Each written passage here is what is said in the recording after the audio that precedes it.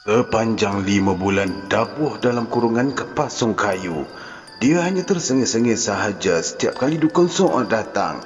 Kadang-kala dia melambai-lambai tangan apabila Dukun Soot membakar kemenyan. Tetapi Dabuh akan merungut-rungut sekiranya dia nampak Sarip Kubung tersandar pada tiang tengah. Dukun Soot sering mengingatkan Sarip Kubung supaya tidak berkasar dengan adiknya itu. Dabuh sakit hilang akal, bukannya demam biasa. Dia tidak mengganggu sesiapa, cuma tersengih-sengih sahaja. Dukun Soot menyuruh dikurung dalam pasung kayu, bukan bimbangkan Dabuh mengganggu orang, tetapi supaya dia terkawal, tidak dapat merayau-rayau ke sana ataupun kemari. Bila terlepas, Dabuh akan berjalan-jalan di tepi sungai sambil tersengih-sengih. Perempuan-perempuan yang sedang membasuh akan bertempiaran lari apabila ternampak si Dabuh kerana ketakutan. Sebenarnya Dabuh tidak mengusik sesiapa pun, tetapi disebabkan takut perempuan itu, mereka pun lari bertempiaran. Dabuh pula akan terlompat-lompat kesukaan melihat perempuan-perempuan itu kelarian. Sarip Kubung pula akan menempeli muka adiknya itu kalau dijumpai merayu-rayu di keliling kampung. Dia akan mengheret Dabuh memaksa adiknya balik semula ke rumah. Kadang-kala menangis juga melihat lutut Dabuh berdarah-darah kerana diheret oleh abangnya. Kira-kira 5 bulan Dabuh menderita dalam kurungan pasung kayu. Kalau Dukun Soot tidak suruh demikian, tentulah lebih teruk Dabuh diseksa oleh abangnya Sarip Kubung. Manalah dapat menahan Dabuh berjalan-jalan sambil tersengih-sengih memegang sebatang kayu, sedangkan fikirannya bukanlah seperti orang biasa. Dia hilang akal sejak beberapa lama. Puncanya tiada siapa pun tahu, tetapi seingat-ingat Maleha, mula-mulanya Dabuh selalu duduk termenung. Dia tidak lagi mengikut kawan-kawannya memburu ke hutan, ataupun memikat balam, atau mendekut wak-wak. Disuruh makan pun Dabuh tidak mahu. Dia enggan bercakap dengan sesiapa. Kemudian sedikit demi sedikit perangainya mula berubah. Dia mula bercakap seorang diri, tersengih-sengih dan ketawa sesuka hatinya bila masa sahaja. Dukun Soot yang dipanggil mengubatnya hanya dapat mengatakan, Dabuh terkena badi hutan. Kau ni tak bolehlah berkasar dengan adik kau tu, Sarip. Dukun Soot mengingatkan setelah mendengar cerita Maleha bagaimana Sarip Kubung melayani adiknya itu. Dia tu kena badi, susah nak diubat. Kau tu kenalah bersabar sikit untuk menjaga dia, nasihat dukun itu. Sarip Kubung hanya menganggukkan kepala. Sebenarnya dia tidak berniat untuk bersikap kasar dengan Dabuh. Tetapi apabila dipujuk baik-baik, Dabuh tidak mahu mempedulikannya. Sebab itulah dia terpaksa berkeras. Kadang-kadang disuruh makan pun, Dabuh sengaja terberak ataupun terkencing di dalam pinggan. Kecuali apabila dia sergah, barulah dia mahu menurut perintah. Menjaga orang macam ni memang susah, kata Dukun Soot lagi. Tapi kita ni kenalah sabar. Kalau kita tidak menjaga dia, siapa lagi yang nak diharapkan? Ujar orang tu itu mengingatkan. Maleha memang tidak dapat berkata-kata lagi sejak Dabuh jatuh sakit. Sarip Kubung berkahwin. Hanya dengan Dabuh sahajalah dia tinggal di rumahnya. Dabuh yang menyara hidupnya selama ini. Kalau patut menoreh getah, Dabuh akan pergi menoreh. Kalau patut pergi ke hutan mencari manau, damar ataupun petai, dia akan ke hutan bersama kawan-kawannya. Kadang-kala Dabuh memasang perangkap pelanduk, memburu denak, mendekut wak-wak. Memang Dabuh anak muda yang rajin bekerja. Susuk tubuhnya gempal, berambut kerinting, berkulit hitam manis. Boleh dikatakan dalam kampung itu dia merupakan anak muda yang tampan juga. Kalau ada kenduri kendara, selalulah dia bersendegurau dengan anak gadis di penanggah. Tetapi semenjak dia jatuh sakit, Dabuh berubah sama sekali. Tubuhnya masih lagi gempal, tetapi comot selekeh tidak terurus. Baunya hapak kerana jarang mandi. Hanya sekali-sekala sahaja emaknya dapat memujuk untuk dia pergi mandi. Kenapalah kau jadi macam ni, Dabuh?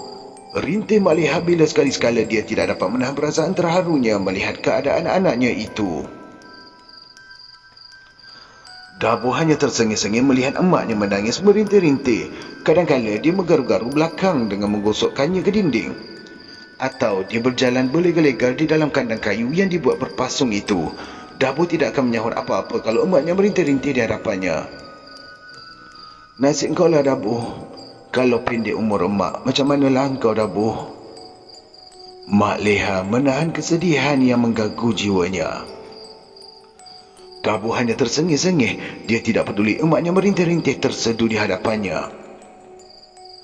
Sama ada Dabu terkena badi binatang hutan, Mak Leha tidaklah hiraukan sangat kerana dia tahu Dabu memang gemar berburu. Pernah juga dia mengidap sakit telinga berdarah selepas dapat menjerat kijang. Ketika kijang meronta-ronta, dia dan kawan-kawannya merebahkan binatang itu ke tanah. Dabu menekan lututnya ke pangkal telinga kijang itu bagi membolehkan Lajis untuk menyembelih. Balik dari hutan itu, semua mereka yang pergi seramai 8 orang jatuh demam. Lajis demam, kena beguk hingga kedua-dua belah lehernya bengkak.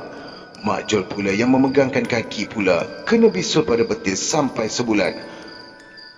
Rasib pula meracau-racau takutkan orang besar mengganggu setiap kali terlena. Liham pula sakit mata sebulan kerana biji matanya merah tidak boleh melihat. Sanib pula terberak-berak berdarah mengidap berbulan-bulan. Hendak dikatakan buasir bukannya penyakit buasir, tetapi tubuhnya terasa seperti luka yang baru sembuh. Keenam-enam mereka terkena badi, kata Dukun So'on. Lajis, Mak Jol, Rasib, Liham dan Sarip jeran sejerannya selepas dikatakan badi kijang itu. Baik saja dari sakit mereka tidak mahu lagi berburu binatang hutan. Lajis yang menyembelih kijang terasa lehernya pedih bagaikan dihiris dengan pisau semasa menghidap beguk itu. Kalau beguk biasa 2-3 hari akan sembuh, atau ianya boleh berjangkit kepada orang lain. Sebaliknya beguk yang dihadapi oleh Lajis sampai lebih sebulan. Terpaksalah Dukun So'on berkebas dengan kain hitam yang mat dan mayang pinang. Sementara Mak Jul pula memegangkan kaki, betisnya pula hinggap bisul. Betis itu membengkak sampai sebesar batang pinang. Dukun So'on juga mengubatnya dengan merendam bertih. Hampir sebulan dia mengidap, barulah bisul itu meletus hingga keluar nanah bercampur dengan darah yang pekat.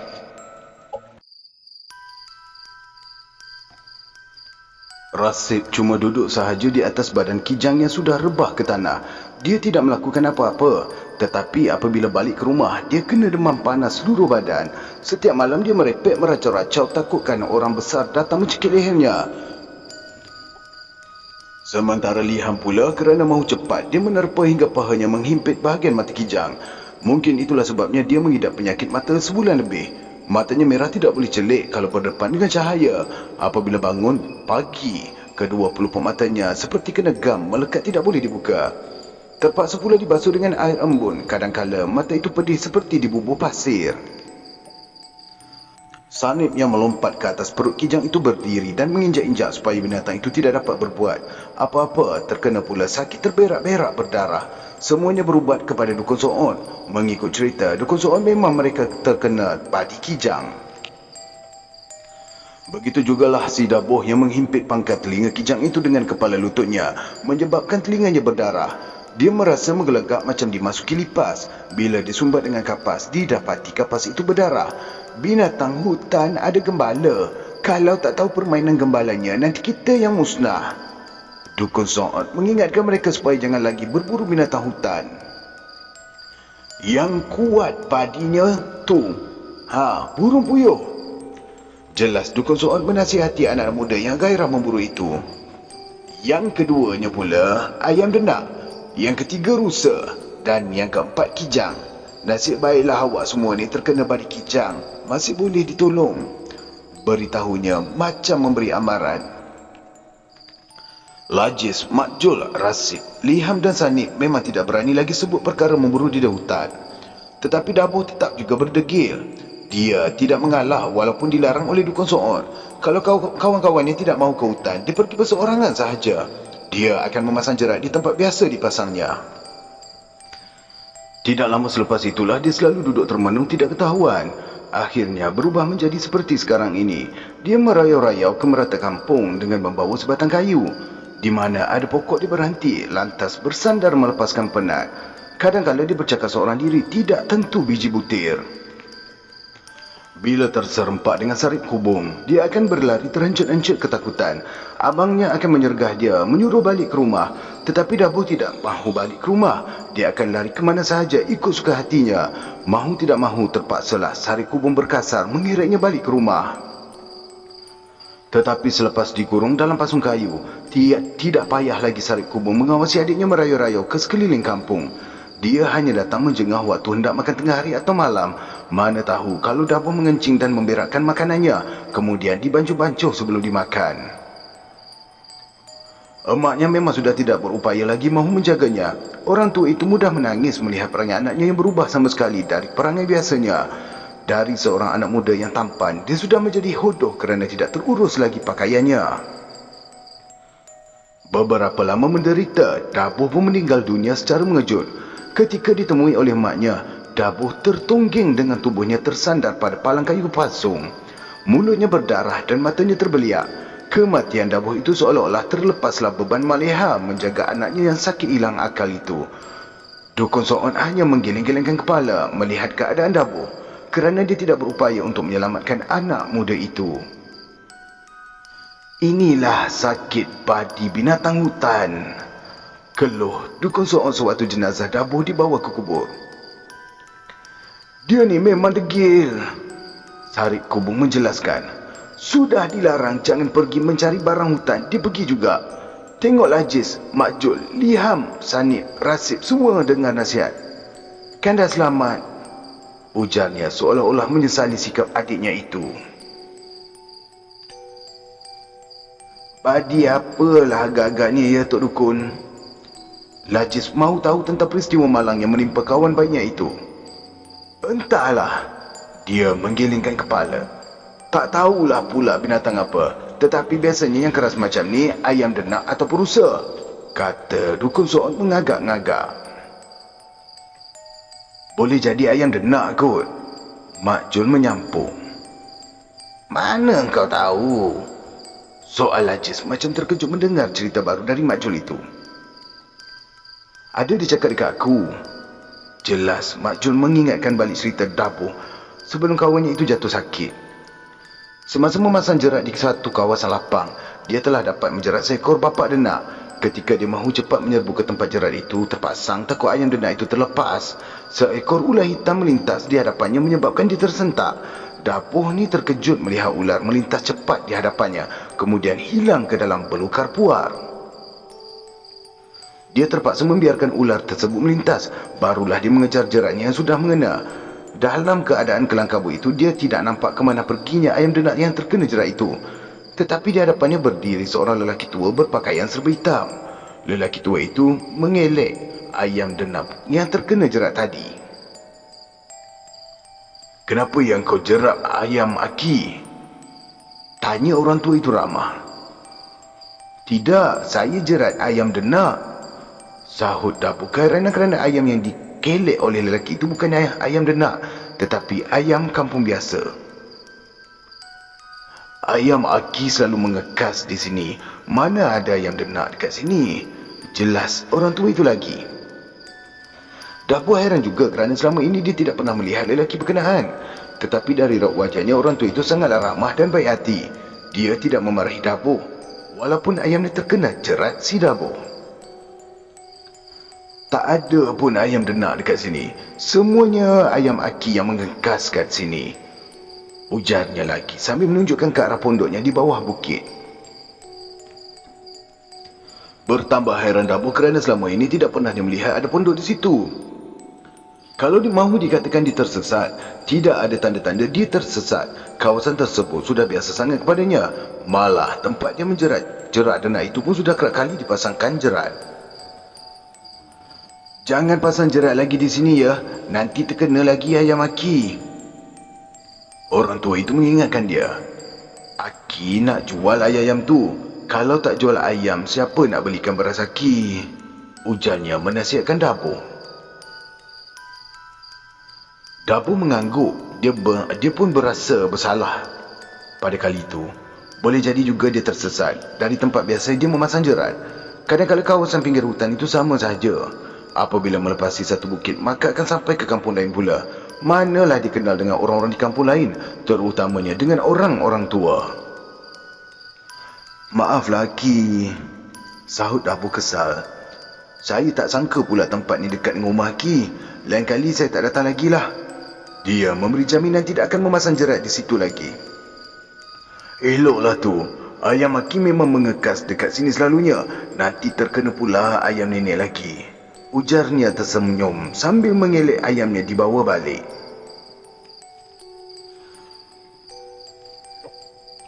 Besoknya apabila Dabuh datang lagi ke situ, didapatinya tempat pondok orang tua yang ditunjukkan kepadanya semalam hanyalah belukar.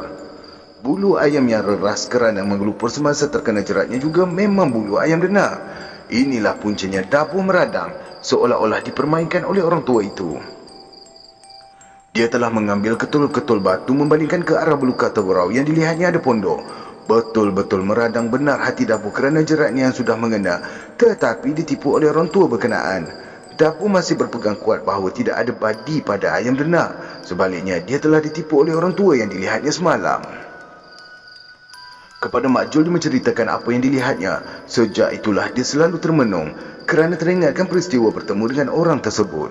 Dia berdendam kepada orang tua yang berpura-pura ramah dan baik hati itu. Sebaliknya telah menipu dia. Mengapa yang kau tak bagi tahu dukun Soot semasa arwah ni sakit? Soal Ajis kesal dengan sikap Mak Jul merahsiakan kejadian tersebut. Dia tak bagi aku cakap dengan orang lain. Jelas Mak Jul mempertahankan dirinya. Kau pun tak bolehlah dengar cakap dia, gerutu Ajis. Sudah. Dah tak ada apa-apa lagi nak diungkit-ungkit. Sarip Kubur memarahi mereka berdua. Sekarang ni dia dah tak ada. Tak ada guna lagi sebut pasal-pasal benda yang sudah. Tegasnya. Dabuh selamat dikebumikan. Mak Leha yang paling sedih dengan kematian Dabuh kerana itulah satu-satunya anak mujangnya yang tinggal bersama dia. Ketiadaan Dabuh berarti dia tinggal kesepian. Memang dia tidak boleh tinggal di rumah Sarip Kubung, tetapi apalah gunanya memberatkan bebanan anaknya yang sudah berkeluarga itu. Malam selepas Dabuh dikebumikan, terdengar sayup-sayup dari kuburnya seperti merintih-rintih semasa dikurung dalam pasung kayu. Maleha memberitahu perkara itu kepada Sarip Kubung. Disebabkan rumah Maleha memang berhampiran dengan tanah perkuburan, maka suara itu jelas kedengaran kepadanya.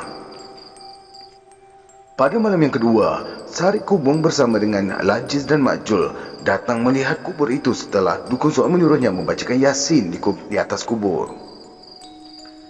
Mereka bertiga bergilir-gilir membacakan surah Yasin sejak pukul 6 petang sehinggalah maghrib. Waktu maghrib masuk sahaja terdengar lagi rintihan dari kuburnya meminta pertolongan. Setelah dijuruskan air Yasin, rintihan itu mengendur. Tetapi rintihan itu berulang lagi kalau diberhentikan membaca Yasin dan dijuruskan dengan air Yasin di atas kubur.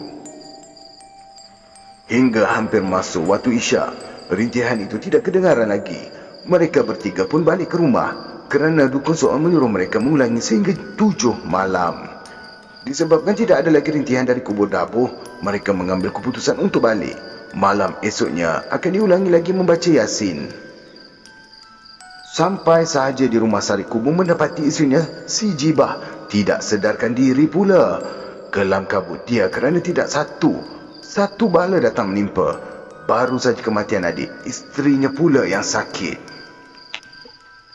Malam esoknya disebabkan Jibah sakit, terpaksalah Sarip Kubung tidak pergi membacakan Yasin seperti yang disuruh oleh dukun Soot. Macam kena kelintasan je si Jibah ni, keluh dukun Soot melihat buih hijau yang keluar dari mulut perempuan itu. Aduh, bala apa pula ni?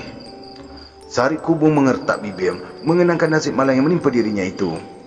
Sabarlah Sarip, sabar, kata dukun Soot. Mak Leha juga menasihati Sarip Kubung supaya bersabar. Sanak saudara Jibah juga menyuruh bersabar. Tetapi Sarip Kubung tidak dapat menahan sabar. Manalah hatinya tidak remuk dengan kejadian di kubur adiknya yang merintih-rintih meminta tolong. Jibah pula yang tiba-tiba keluh lidah dengan muntah hijau meleleh dari mulut. Jibah kena badi juga ke? Sarip bertempik melepaskan geramnya. Memang selalunya Dabuh akan mengirimkan dia daging kijang atau rusa sekiranya kena perangkap. Apakah orang yang makan daging binatang hutan juga akan dihinggap badinya? Sarip, sabarlah, bawa istighfar. Pujuk ayah mertuanya yang turut bersedih kerana anaknya sendiri sakit mengejut. Orang-orang mula menduga mungkin kerana Sari Kubung cuba menolong adiknya, maka badi tersebut menyerang Jibah pula. Sebab itulah sebaik saja Sari Kubung membacakan Yasin di atas kubur Dabuh, tiba-tiba saja Jibah tidak sedarkan diri. Seminggu Jibah terlantar tidak sedarkan diri dengan air liur meleleh keluar hijau seperti lumut. Akhirnya dia pun mati. Selepas Jibah mati, tidak lagi didengar rintihan Dabuh setiap kali tiba waktu maghrib. Lajis, Makjul dan Rasid juga tidaklah lagi perlu membaca Yasin di atas kuburnya. 2 tahun kemudian, Dukun So'ot pun berpindah ke Segamat. Sampai sekarang sudah lebih 20 tahun dia tinggal di Segamat. Anak saudaranya Mahmud yang mengajak saya berjumpa dengan Dukun So'ot ini. Dia berpindah ke Segamat pun kerana bekerja dengan pemborong pejabat ukur. Apabila takinya membuat kerja-kerja ukur di Segamat, dia mengambil keputusan untuk menetap di sana. Sesiapa pun tidak tahu mengenai dirinya yang pernah menjadi dukun sebelum itu di Pahang. Anak saudaranya ini memang berasal dari Pahang, tetapi selalu juga dia menjengah Dukun So'ot di Segamat. Dari Mahmud inilah saya dengar cerita mengenai pengalaman Dukun So'ot mengubati Dabuh yang dikatakan terkena badi itu. Dukun So'ot termenung bila saya bangkitkan semula cerita Dabuh ini kepadanya. Kemudian barulah dia mahu bercakap. Perlahan saja dia memberitahu saya. Sebenarnya badi itu tak seberapa. Ada rahsia lain lagi. Betul ke kubur Dabuh tu ada bunyi? Tanya saya. Dukun So'ot mengangguk dengan wajah terharu. Dia memanggil-manggil abangnya meminta tolong. Katanya panas tak tahan, ujarnya. Kalau dia hilang akal, macam mana boleh minta tolong? Saya mahu tahu lebih lanjut. Itulah yang susah nak jawab, kata Dukun So'ot lagi. Perkara dah berlaku 20 tahun, susah nak cakap. Jelasnya, macam tidak mahu menerangkan lebih lanjut kepada saya. Tetapi setelah Mahmud memberitahu mengenai diri saya, barulah dia mahu menerangkan. Ustaz tentu lebih tahu dari saya. Dia menatap muka saya. Saya terangguk-angguk mendengarnya. Mungkin Dukun So'ot tidak mahu lagi mengenangkan peristiwa tersebut. Tetapi disebabkan saya bertanya, mahu tidak mahu terpaksalah dia menerangkan. Lagipun Dukun So'ot tidak mahu orang-orang di situ mengetahui dirinya pernah menjadi dukun. Saya ni dah tak berdukun lagi Ustaz. Saya ni dah tua. Dia merendahkan suara. Disebabkan saya mahu sangat mengetahui rahsia kematian Dabuh, Dukun So'ot memberitahunya dengan rasa terharu. Sebenarnya, Sari Kubung ternampak orang lelaki melompat keluar dari tingkap biliknya semasa baru balik dari surau. Beritahu Dukun So'ot. Peristiwa ini tidak sahih kerana Sari Kubung hanya terdengar bunyi orang terjun ke tanah kemudian lari. Dia bertanyakan kepada Jibah, tetapi Jibah sanggup menjunjung Quran mengatakan tidak ada siapa pun yang naik ke rumah. Disebabkan Sari Kubung orang yang kuat belajar agama, tidak beranilah dia menuduh Jibah berlaku curang terhadap dirinya. Bagaimanapun, dia terpaksa memberitahu hal itu kepada Dukun So'ot. Memang Dukun So'ot tidak percaya Jibah boleh melakukan perbuatan demikian. Disebabkan Dukun So'ot berkawan baik dengan ayah si Sari Kubung, dia menyuruh Sari Kubung membuat sembahyang tahajud selama 44 malam untuk membuktikan isterinya berlaku curang ataupun tidak. Sari Kubung melakukan seperti apa yang disuruh oleh Dukun So'ot. Selepas 44 malam dia melakukan sembahyang tahajud, didapatinya Jibah tidak ada apa-apa perubahan. Yakinlah dia dengan pendapat Dukun So'ot bahawa Jibah tidak berdosa. Hanya kerana perasaan cemburunya sahaja yang menyebabkan dia ternampak kelibat orang terjun dari tingkap. Hatinya menerima kesucian isterinya dengan tenang dan bersyukur pada Allah. Jibah pula merasa senang hati kerana suaminya tidak lagi mengesyaki dia berlaku curang. Tidak lama kemudian, Sari Kubung sekali lagi dirundung malang bila adiknya Dabuh pula kena badi binatang hutan. Dabuh jadi hilang akal selepas dikatakan berjumpa orang tua ketika menjerat ayam denak. Puas pula Sari Kubung berusaha mengubati adiknya itu, tetapi akhirnya mati dalam keadaan yang mengerikan. Itulah kesan sembahyang tahajud dan bacaan Yasin. Keluh Dukun So'ot mengingat-ingatkan kepada peristiwa 20 tahun lampau. Memang benar, Dabuh yang terjun tingkap dari rumah abangnya, sementara isterinya berlaku curang dengan adik iparnya sendiri. Tetapi saya rahsiakan ini dari Sari Kubung, ujar Dukun So'ot dengan rasa terharu. Sebab itulah dia berdalih mengatakan Dabuh terkena badi binatang hutan semata-mata mahu menyembunyikan perkara yang sebenarnya. Dabuh sendiri mengaku di hadapan Dukun So'ot dengan penuh kesal. Tetapi dia sudah tidak dapat menahan sari kubur meneruskan sembahyang tahajud dan membaca Yasin yang sudah dibuatnya hampir genap 44 malam itu.